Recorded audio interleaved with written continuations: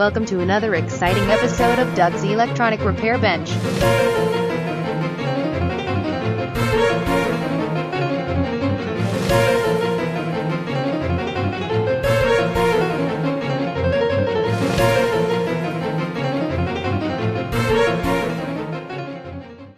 Afternoon, YouTube. I'm here with you on this Christmas Eve to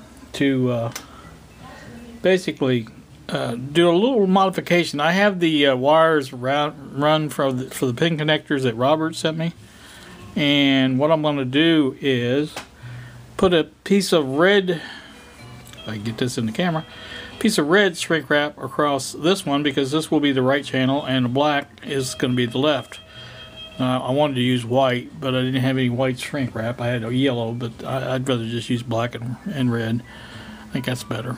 So, because a lot of the, some of the left and rights are red and white, some of them are red and black. So, anyway, that's what we're going to do here. So I'll know the difference between these two pin leads.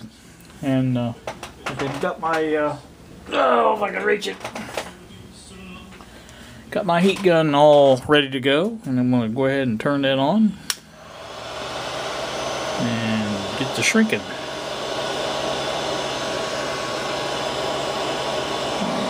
that on that side a little bit.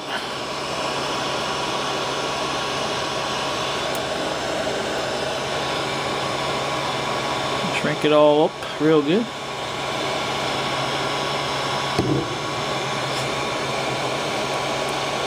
I watched a video that Bunny sent me a link to about how people use these heat guns for parts salvaging, and that looked kind of interesting. I may give that a shot on down the road a little bit. Go ahead and do this one while we're at it. Might get all around it real good if I can. I think you're getting to see all that, hopefully.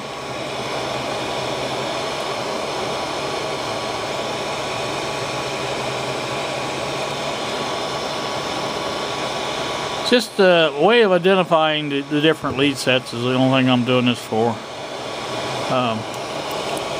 Like I say, it's just a way of doing it. Like I said, red and black separates the channels that way. And I think that ought to do it. I try to use the low setting on that heat gun as much as possible.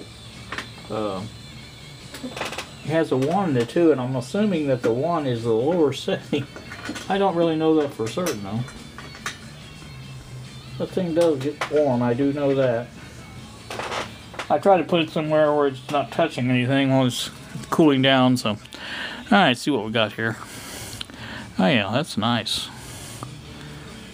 So I basically went around his connection there of his shrink wrap, and that'll give it a little bit more strength there.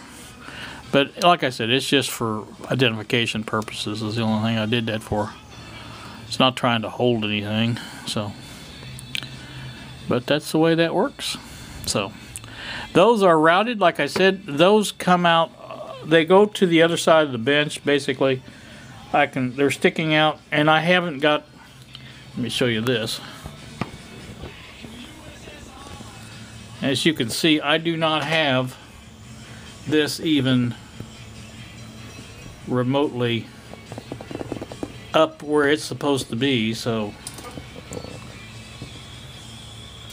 I have this is going to go up here, obviously, and these all will go in there, and that will leave that much more sticking out for these. These are 4 foot, and I think that's what I need is 4 foot. So when I make the ones for the alligator clips, that's what I'm going to use is 4 foot. And I think what I'll do for the input of the alligator input on the input side up here is I'm going to take one of those 6 foot and cut it down to 4 foot, and that's what I'll use. I think that's, like I said, I think that works pretty good. I'm just smelling the I'm going to unplug this.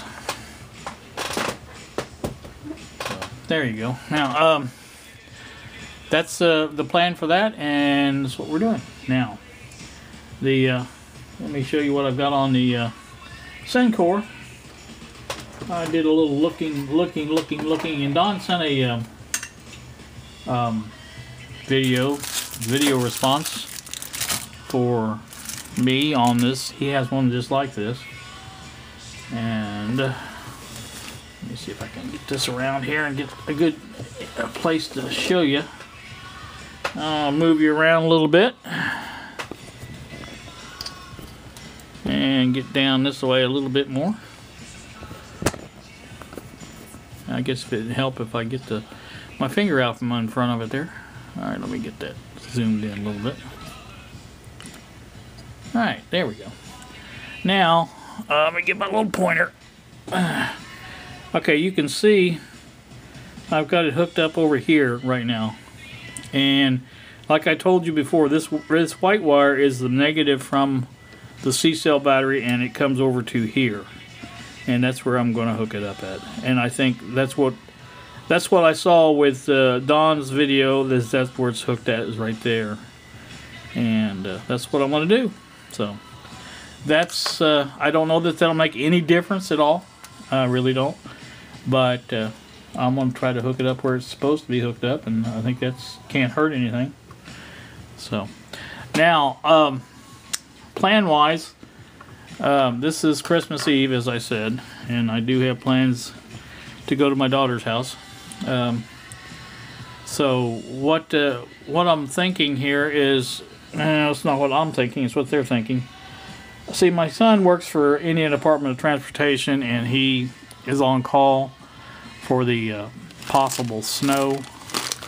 Right now the snow is tracking, it looks like it could go north of us. You know, it depends on which way it goes, but I mean, if it goes its present course, it's very possible that it will miss us altogether. And if that's the case, then he probably won't have to work. So far he has not got called out, and it's I don't even know what time it is, but it's afternoon, obviously. But you know, if he doesn't, if he gets called out and then they're not able to join us, we're going to postpone that part of the Christmas celebration until they're able to join us. And so if that's the case, I've got to go earlier. Don't know exactly how that worked, but my daughter said if they postpone, or if they cancel and not come, then we're going to do it at 3 instead of 5:30. So I don't know. I guess I've got until now, till a little before 3, if I have to go at 3. So I want to kind of, I got yesterday, you guys may recall that I was going to work on this yesterday, and I got called away to do some house sitting. They didn't feel comfortable leaving their house with nobody there. They've had some problems. People were knocking on the door and stuff like that. And we've had some people, some vandals in the area here. You know, it's Christmas time. You know, people, certain people, I should say. But anyway, so I set up basically out there from a little after 4 till going on 8, I think it was. But they were visiting Randy's parents and for Christmas. So anywho, we did that, took care of that, did some other stuff while I was out there, but I didn't have anything to work on, obviously, like this. So that's what I was going to do was this yesterday, and of course that didn't work out. So I'm going to try to do it this afternoon, and I got to get my soldering iron ready and get it heating up. I can turn that on right now. I just need to wet my sponge, and I think what I'm going to do is cut that off of there because it's wrapped around that. So I'll just cut that and restrip it, and I can get it there pretty easy, I think. I'll be using my magnification. Now I'll try to get you guys in there for a little view of it as well if I can. So hang in there, and we'll be back in a little bit.